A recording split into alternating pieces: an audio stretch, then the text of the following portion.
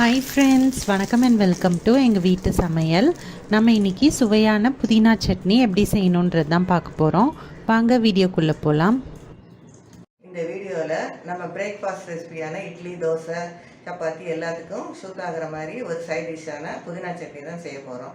உங்களுக்கு புதினா ஒரு கீரை வகையாகும். அந்த கீரை நம்ம எப்படியும் கீரையை வாரத்துக்கு ஒரு முறையாக 2 முறையாவது நம்ம உணவில் சேர்த்துக்கணும். அந்த புதினாவை வச்சு தான் இன்றைக்கி ஒரு சுவையான சைட் டிஷ்ஷான புதினா சட்னி செய்ய போகிறோம். இது நம்ம டைஜஸ்டிவ் சிஸ்டத்துக்கு ரொம்ப ஹெல்ப்ஃபுல்லாக இருக்கும். இந்த புதினா வாங்க எப்படி செய்வோம்னு பார்ப்போம். இதுக்கு ஒரு 1/2 கப் போல் புதினா இலைகள் நம்ம எடுத்திருக்கோம். இதை நல்லா கழுவி சுத்தம் பண்ணி நம்ம இலையை மட்டும் தனியாக எடுத்திருக்கோம்.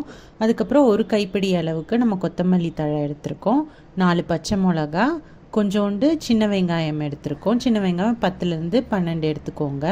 கொஞ்சோண்டு புளி, ஒரு 4 பல் பூண்டு, ஒரு 2 டேபிள் ஸ்பூன் போல் தேங்காய், தேவையான அளவு உப்பு, 2 ஸ்பூன் போல் கடலைப்பருப்பு, 1 ஸ்பூன் போல் உளுத்தம்பருப்பு, கொஞ்சோண்டு பெருங்காயத்தூள், இதெல்லாம் நம்ம எடுத்துக்கணும். ஒரு கடாயில் நம்ம கொஞ்சமாக எண்ணெய் விட்டுட்டு நம்ம 1 ஸ்பூன் போல் கடுகு சேர்த்துக்க போகிறோம். கடுகு நல்லா வெடித்த பிறகு நம்ம வச்சுருக்க கடலைப்பருப்பை நம்ம இதில் சேர்த்து அதை வறுக்க போகிறோம். கடலைப்பருப்பு வறுப்பட்ட பிறகு நம்ம வச்சுருக்க உளுத்தப்பருப்பையும் சேர்த்து வறுத்துக்கலாம். அதுக்கப்புறமா நம்ம வச்சுருக்க பச்சை மிளகாயை சேர்த்துக்கலாம். அடுத்தே பூண்டையும் வெங்காயத்தையும் சேர்த்து நல்லா வதக்கிக்கலாம்.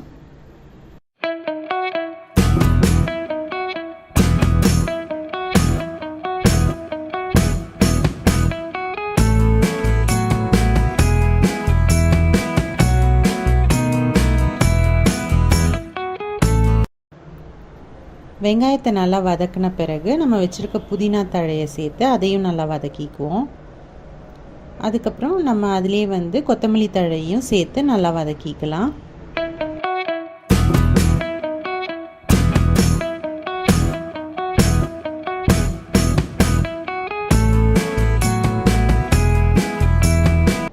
இப்போ நம்ம வச்சுருக்க புளியையும் பெருங்காயத்தூளையும் நம்ம சேர்த்துக்கலாம். சேர்த்து நல்லா மிக்ஸ் பண்ணிக்கலாம்.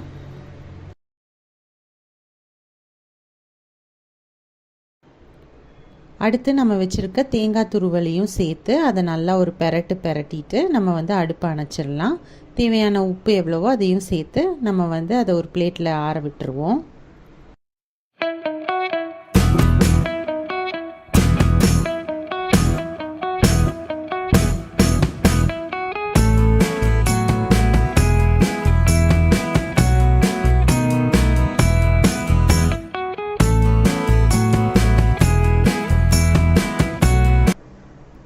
நல்லா ஆறின பிறகு நம்ம மிக்சியில் போட்டு அரைச்சிடலாம். தேவையான அளவுக்கு தண்ணி விட்டு நீங்கள் அரைச்சிக்கோங்க.